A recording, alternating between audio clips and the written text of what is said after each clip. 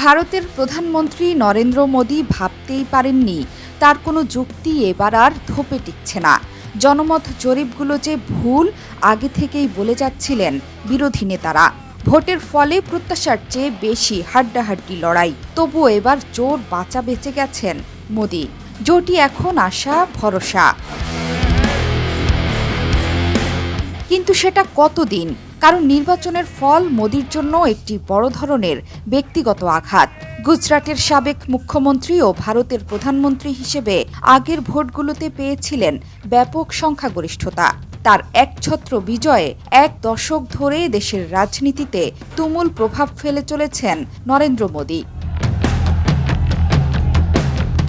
ভোটের ফলে খাবি খেলেও শরিকদের সমর্থনে মোদি যদি তৃতীয় দফায় ক্ষমতায় আসেন, তাহলে ভারতের প্রথম প্রধানমন্ত্রী জওহরলাল নেহরুর রেকর্ডের ভাগীদার হবেন তিনি। তবে একক সংখ্যাগরিষ্ঠতা না থাকায় পরনির্ভর হয়েই থাকতে হচ্ছে বিজেপিকে। এককভাবে ক্ষমতায় যাওয়া হচ্ছে না মোদির। এনডিএ কি কেসারেন শেকড় থেকে শিখরে। বিবিসি সহ বিভিন্ন গণমাধ্যম বলছে, বিজেপির আসন কমার সাথে যুক্ত থাকতে পারে বেকারত্ব, দ্রব্যমূল্য বৃদ্ধি, বৈষম্য, সেনাবাহিনীর নিয়োগে বিতর্কিত সংস্থার কর্মসূচি সহ বিভিন্ন বিষয়। মোদির উগ্র ও বিভক্তিমূলক প্রচারণা, বিশেষ করে ধর্মীয় বিভাজনের বিষয়টিও কাজ করছে। বহুত আভারী হ্যাঁ।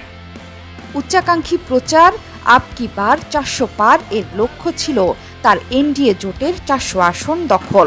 এই প্রচারও মোদির নিরঙ্কুশ সংখ্যাগরিষ্ঠতা পাওয়ার ক্ষেত্রে হিতে বিপরীত হতে পারে। এমন প্রচারে ভারতের দরিদ্র জনগোষ্ঠীর মনে শঙ্কা জাগে, একক ক্ষমতা পেলে বিজেপি তাদের ক্ষতি করতে পারে। উত্তরপ্রদেশে সবচেয়ে বড় বাধার মুখে পড়েছে বিজেপি। রাজ্যের 80 আসনের মধ্যে 33টি আসন পেয়েছে বিজেপি। দেশটির জাতীয় রাজনীতিতে এ রাজ্যের বিশেষ গুরুত্ব রয়েছে। অনেকেরই ধারণা, এ রাজ্য যার, দিল্লি তার। উত্তরপ্রদেশে মোদি এবং রাহুলের আসনও আছে। পাশাপাশি মোদির জনপ্রিয়তা ধরে রাখতে প্রাধান্য দেওয়া হয়েছিল মোদি ব্র্যান্ডে। এই ব্র্যান্ড প্রতিষ্ঠিত করতে সাহায্য করে দুর্বল বিরোধী দল ও বন্ধুসুলভ গণমাধ্যম। কিন্তু ফলাফলে দেখা গেল একরকম জৌলুস হারিয়েছে মোদি ব্র্যান্ড। সবচেয়ে বড় কথা হচ্ছে, দেশটিতে অতীতে বিশৃঙ্খল জোট সরকারের ইতিহাস আছে। এবার জোট সরকার হলে সেক্ষেত্রে বিজেপিকে নিতে হবে অধিকতর পরামর্শমূলক ও বিচার বিবেচনা প্রসূত দৃষ্টিভঙ্গির আশ্রয়। শরিকেরা নিজেদের অবহেলিত মনে করলে তা সরকারকে ভেঙে পড়ার ঝুঁকিতে ফেলবে।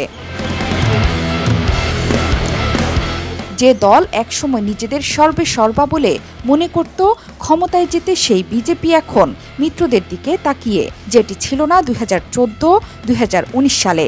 আর এটাই মোদি তথা বিজেপির সবচেয়ে বড় পরাজয়। মোদির নতুন সরকারে কোনো বিশৃঙ্খলা হলে সূচিত হবে মোদি রাজত্বের পতনের বীজ। জোহরা চৌধুরী সেতু, 71।